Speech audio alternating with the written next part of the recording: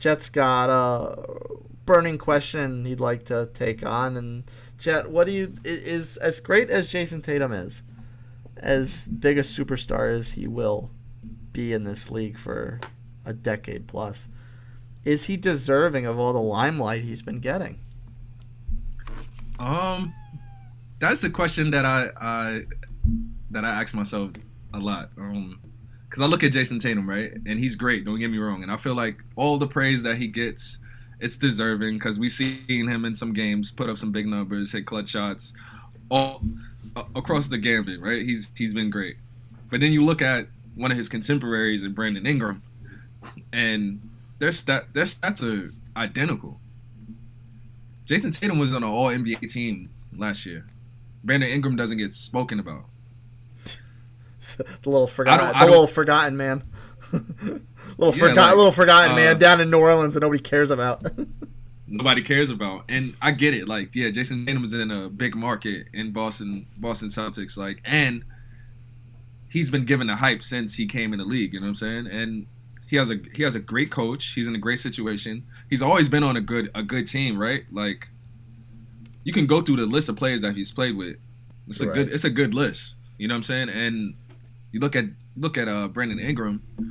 The best player he's probably played with was LeBron, but it didn't work because they both need the ball in their hands. You know what I'm saying? Brandon Bi is better when he has the ball in his hands.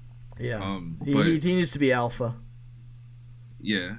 Of course, now he's on a team with Zion, who's maybe the best prospect since LeBron. But at the same time, it's not Zion's team. Brandon Ingram's there first.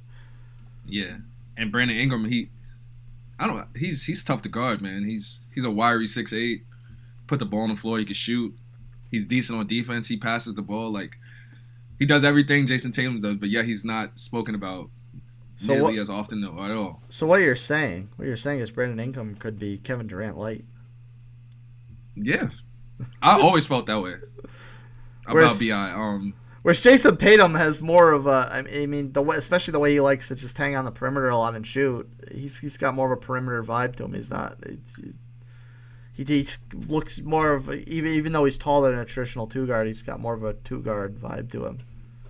Yeah, and I look at even on his team, like sometimes he doesn't even look like the best player on his team at times, right? Like, because look at a player like Jaylen Brown, and everything that he contributes to the game, he scores just as much or even more and efficiently. And it came out like last year or the year before that they don't even call plays for him. He's just there playing. Yeah, it's just coming. Like, make your opportunities on defense. Hit the open shots when you're open. Just be an X on our play chart. When we drop a play, right. just be that X, and if you're open, we'll throw you the ball. Yeah. And it's crazy to me. Yeah, Jason gets he has a lot of hype behind him, bro. The hype train is on Jayson Tatum, for sure.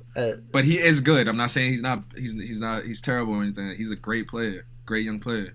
But I feel like give Bi some love too, man. He's up there, taking a lot of the limelight that might be hogging it, ball hogging the limelight.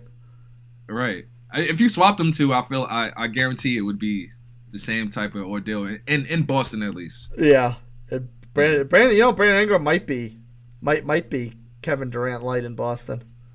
Yeah, it might be because a lot more options in Boston that he can play off and can play off of him.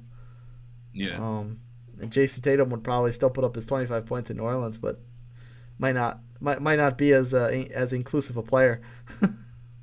Yeah, I agree.